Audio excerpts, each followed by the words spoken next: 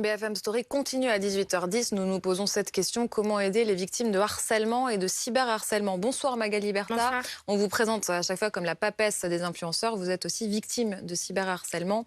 Bonsoir Dominique Rizet. Et Bonsoir bonsoir Aurélie. Raphaël Gravely, chef du Bonsoir, service tech de BFM TV. Nous allons donc vous interviewer tous les trois.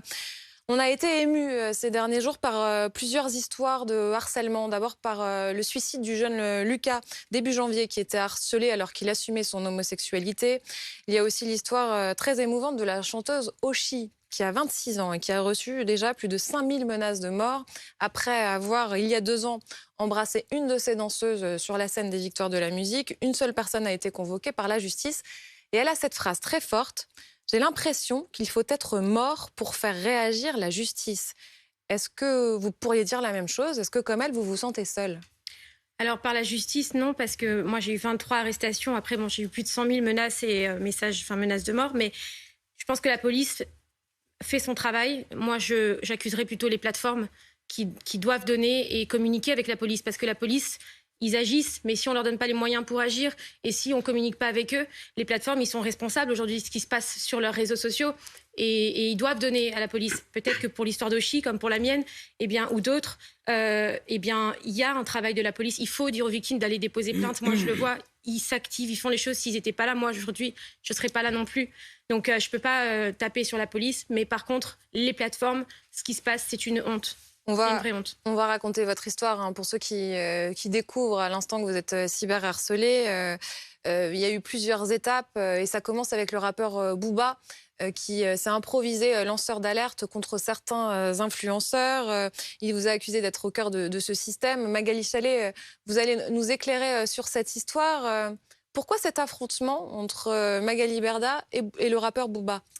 Bien, toute l'affaire commence en décembre 2021 avec un tweet d'un candidat de télé-réalité qui s'appelle Marc Blatta et qui accuse le rappeur Booba d'avoir porté une montre de contrefaçon. La montre, vous la voyez ici, là-bas, lors d'un shooting photo. En moins de temps qu'il n'en faut pour le dire, eh bien, Booba contre-attaque. Il commence d'abord par dénoncer le business de crypto-monnaie et de trading de l'influenceur en question, avant de s'en prendre plus largement à l'ensemble des influenceurs. Il veut dénoncer les arnaques de certains. Du coup, très vite, il s'attaque à celle qui est à la tête de la plus grande agence d'influenceurs de France, Magali Berda, qu'il qualifie de reine de la futilité. Alors, Booba mobilise toute sa communauté en ligne, près de 6 millions d'abonnés sur Twitter et plus d'1 million sur Insta. Son compte est depuis fermé. Pour l'accuser de pratiques commerciales douteuses, il lance même un hashtag appelé un flux voleur ainsi qu'une boîte email pour recueillir des témoignages sur les produits vendus par ces influenceurs en vue d'un signalement pour fraude. Alors les fans du rappeur se livrent à un véritable harcèlement d'une violence inouïe, tweets moqueurs, publication de documents juridiques contenant l'adresse de Magali Berda, fausse sextape de l'influenceuse. Magali Berda assure avoir reçu plus de 100 000 messages sur les réseaux sociaux, des messages de mort, de viol et insultes antisémites contre elle et ses filles. Et il y a eu des suites judiciaires.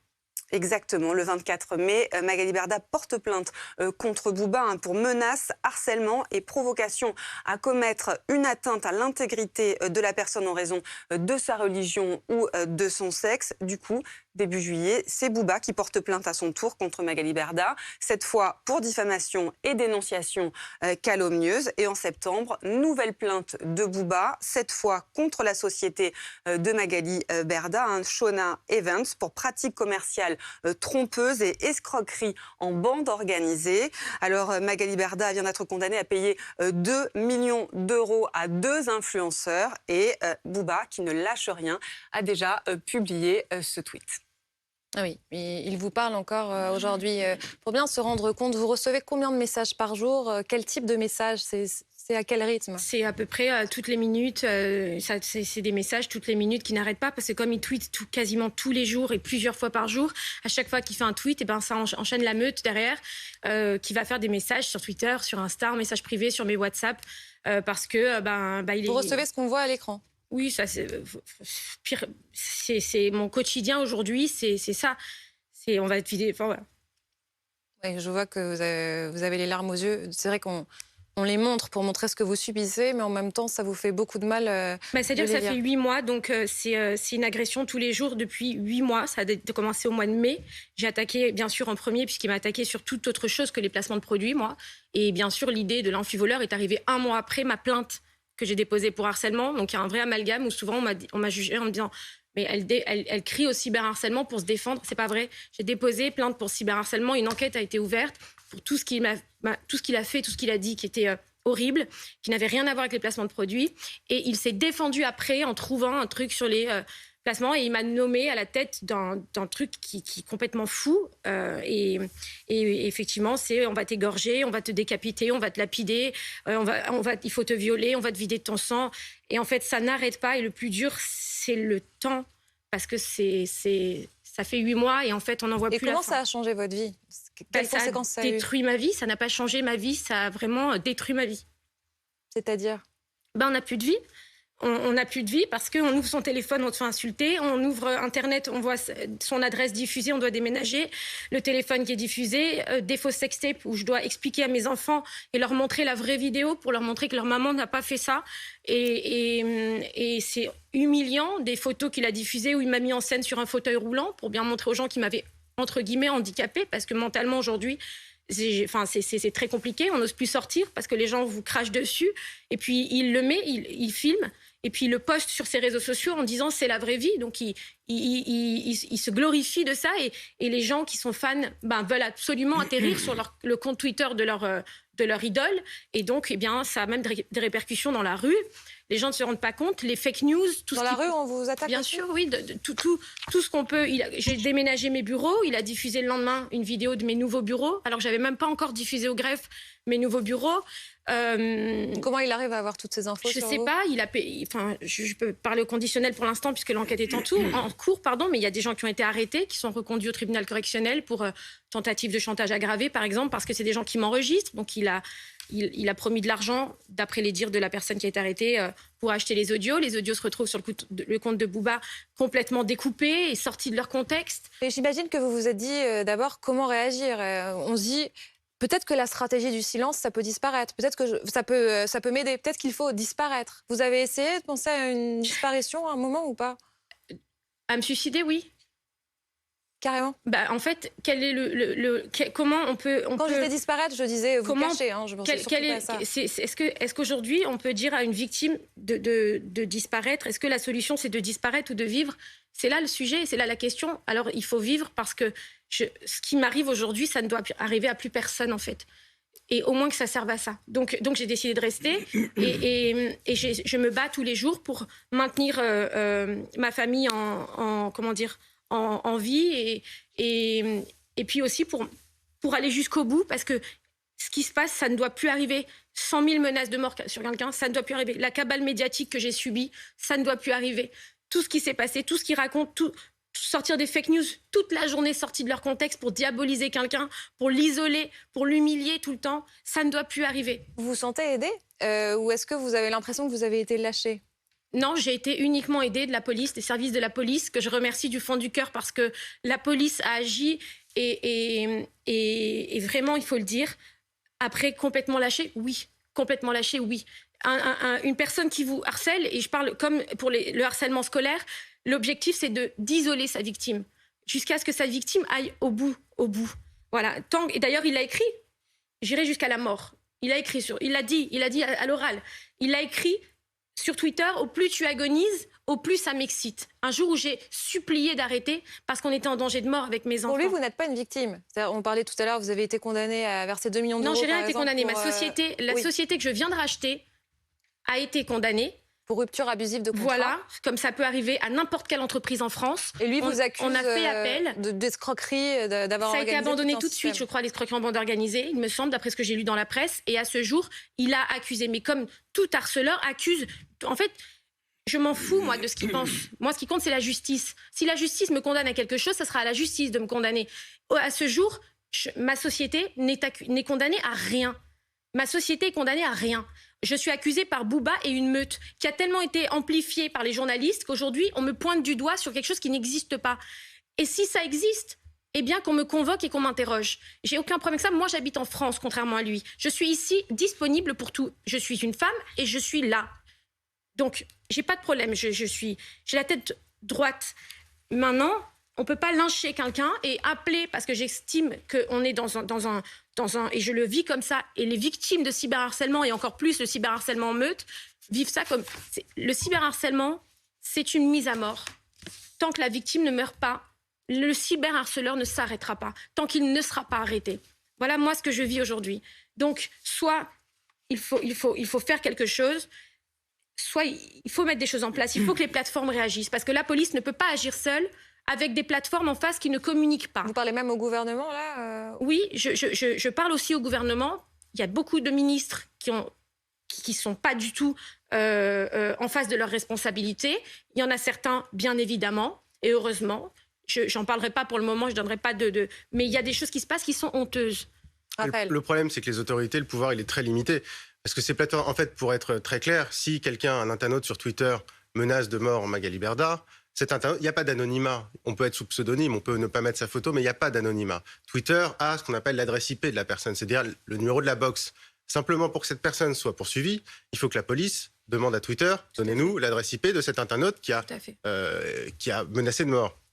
Le problème, c'est que Twitter, par exemple, mais c'est pareil pour Facebook, pour Google, là on parle de Twitter, c'est une boîte qui est en Irlande. Et les réquisitions judiciaires, si Twitter ne veut pas répondre à ces réquisitions judiciaires, personne ne peut forcer Twitter.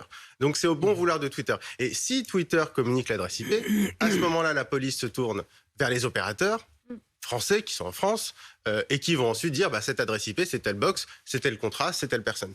Le problème, c'est qu'au milieu de cette chaîne, il y a des entreprises étrangères. Vous parlez des ministres, mais ce qu'il faut dire très franchement, c'est qu'il n'y a aucun pouvoir. Ça n'est pas possible. Personne n'a le pouvoir de faire pression sur ces entreprises, à la fois pour révéler l'adresse IP des personnes qui menaceraient de mort, et à la fois pour les questions de modération. Là, on parle d'autre chose. On parle des menaces, mais sur le cyberharcèlement, on peut parler aussi de la modération. Personne, par exemple, si demain la justice condamnait Twitter à fermer le compte de Booba, de la même façon, Twitter ne s'exécuterait pas. De la même façon, Instagram, alors a fermé le compte de Booba, mais pour d'autres raisons. Ils ont précisé, la justice a condamné Instagram à fermer le compte de Booba. Instagram l'a fermé, mais a bien précisé, on ne fait pas ça en respectant la décision judiciaire. On le fait parce qu'on juge, nous, que selon nos conditions, on ferme le compte de Booba. Mais en fait, ça peut être aidé. Mais en fait, il y a deux mondes. Il y a le monde de la justice, qui est franco-française, et il y a le monde des réseaux sociaux, qui sont des boîtes étrangères et sur lesquelles qui est hors la loi. Vous dites que ça peut être un monstre incontrôlable. Mais parce qu'elles sont en Irlande et personne, y compris les ministres, et franchement, pour en avoir discuté avec des membres du gouvernement, je peux en être témoin, enfin, ils me l'ont expliqué, c'est impossible de faire pression sur ces entreprises. C'est extrêmement compliqué. Ce sont des boîtes étrangères qui agissent comme des boîtes étrangères et qui ne dépendent pas de la justice. Si elles ne veulent pas répondre face à la justice, elles ne répondent pas. Dominique ? La justice française s'applique en France. C'est-à-dire que la justice française ne peut pas condamner une entreprise Snapchat, Telegram, Instagram à l'étranger. En revanche, la justice française peut condamner des propos injurieux, des menaces de mort, parce que là, on est clairement dans des menaces de mort. Alors, il y a la menace, le harcèlement, c'est, je crois, 30 000 €, 2 ans d'amende. Les menaces de mort, c'est du pénal, c'est tout à fait autre chose.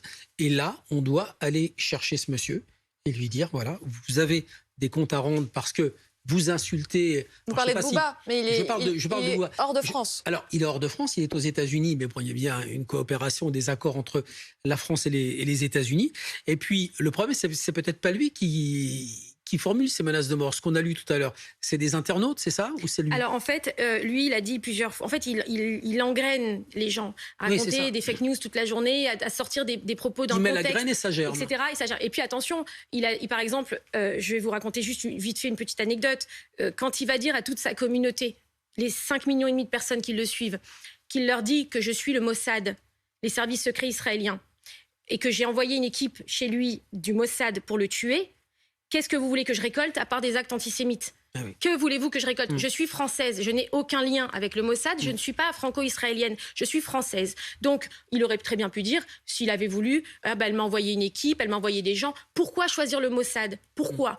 Parce que derrière, il sait très bien ce qu'il va y avoir. Et puis le lendemain, il a fait un tweet en disant « Ah, mais elle n'est pas juive, c'est le démon ». Il a même été jusqu'à remettre en cause aussi mon identité. Je suis juive. J'ai pas honte de le dire. Je suis juive, ma mère est juive. Pourquoi faire des tweets? À quoi ça sert? Quel est le rapport avec l'influence? Oui, Quel est le rapport avec les influenceurs? Tout ça, me mettre en scène en couche culotte. Faire des tweets toute la journée en disant que j'ai volé un tel, que j'ai fait ci, que j'ai fait ça. Mais dites-moi, si tout ça était vrai, je serais déjà derrière les barreaux. On a vu ce que ça a donné dans l'affaire Halimi. On a vu ce que ça a donné dans l'affaire Halimi. Youssouf Fofana, gang de barbares qui vont aller chercher un jeune juif parce qu'ils pensent que ces familles-là ont obligatoirement de l'argent. C'était le motif. C'était ça qu'ils vont l'enlever. Et on connaît la fin de l'histoire. Donc c'est vrai que lui, quand il dit Magali, reine de la futilité, c'est pas une insulte. C'est pas une insulte. Il a été convoqué par la justice, Bouba. Oui, c'est sorti dans Le Parisien. Le Parisien a dit qu'il avait été convoqué. Il y a une enquête en cours, je n'ai pas d'informations là-dessus, mais ce que je sais, c'est qu'apparemment, il n'y est pas allé. Donc, je ne sais pas s'il a été reconvoqué, s'il ne s'est pas présenté, je ne sais pas, j'ai pas de détails. Mais il a été convoqué le 29 novembre. Et j'ai eu une lueur d'espoir à ce moment-là. Et je me suis dit, peut-être, moi, en fait, aujourd'hui, vous savez, j'en suis arrivée à un stade où je n'ai même pas, je pense même pas à la condamnation, je veux juste stop. Je peux pas, personne ne mérite de se coucher le soir avec une boule au ventre et avoir la peur de pas savoir ce qui va se passer le lendemain matin et ce qu'on va raconter. Et le pire, c'est l'attitude de la presse qu'ils ont eue depuis des mois à mon égard, qui est une honte. Vous parlez parce que ça revient souvent dans votre déclaration. Beaucoup de presse. À part Mediapart qui a fait une enquête, qui a sorti une enquête très juste sur la situation, et par exemple Le Monde, à part ça, beaucoup de presse ont pris les dires de Bouba comme si c'était un héros, alors que on peut pas aujourd'hui, dans la France dans laquelle on vit, où on lutte contre tous ces fléaux-là, que ce soit l'antisémitisme, l'homophobie, les tweets homophobes, etc., le harcèlement, le cyberharcèlement, on voit les dégâts que ça fait. On peut pas idolâtrer une personne qui fait la culture, si j'ai envie de dire que moi je fais la culture du néant et du vide, comme il l'a dit, eh bien je préfère faire la culture du vide que faire la culture de la violence et de la haine. Vous voyez ce que je veux dire? Vous avez envisagé un moment de le rencontrer, peut-être, pour pacifier les choses? Non. Aujourd'hui, vous savez, c'est déjà pour moi de me battre comme je me bats. Déjà, c'est un vrai travail que je fais sur moi-même, d'être déjà là et de travailler et de vouloir m'en sortir et de ne pas tomber. Et je ne tomberai pas et je vais m'en sortir. Vous dites pas que d'homme à femme, mais à quel moment calmer les choses?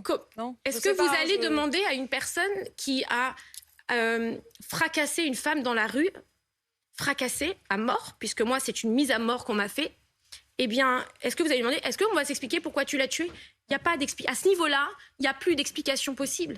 Raphaël? Ce qu'il faut rappeler, c'est qu'il y a le délit, évidemment, les menaces par les internautes. Mais même si Bouba ne va pas vous menacer directement, il y a un autre délit, qui est un délit de harcèlement en meute, qui existe depuis quelques années, qui est assez récent, qui a été fait, entre guillemets, j'ai envie de dire, presque sur mesure pour ce type de situation.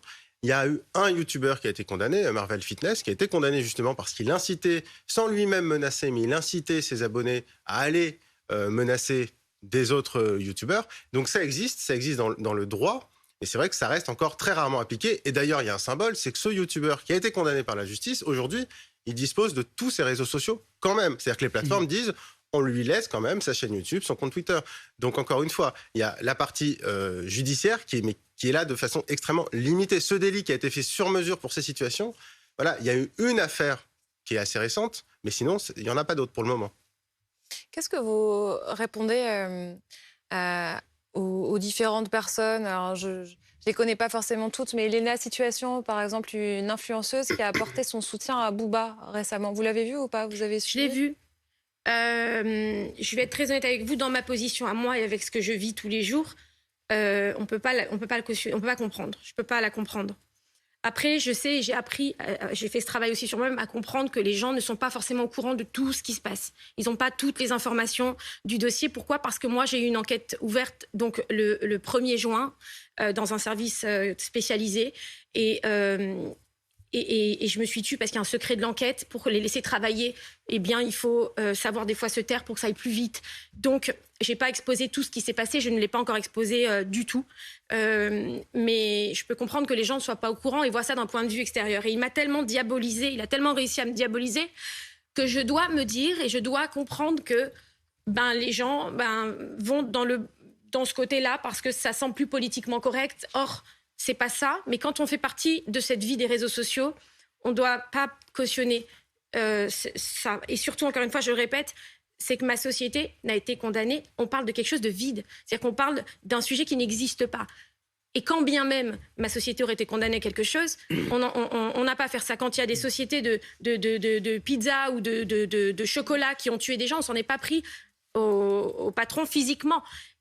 Et encore, j'ai qu'une agence de communication. C'est même pas mes sites. Enfin, bref. Quand on essaye de comprendre pourquoi vous êtes si peu soutenu, à la fois par le monde des médias ou Oui. par le monde politique, il y a votre avocate qui parlait au Monde dans l'enquête de Magali Cartini et qui disait Magali Berda, comme les femmes violées auxquelles on reprochait leur jupe trop courte ou d'avoir trop bu, ne correspond pas à l'image de la bonne victime. Pire, on porte au nu le harceleur, c'est le harcèlement en meute, la misogynie et l'antisémitisme qui gagnent. Voilà le message que le traitement de cette affaire envoie à la jeunesse.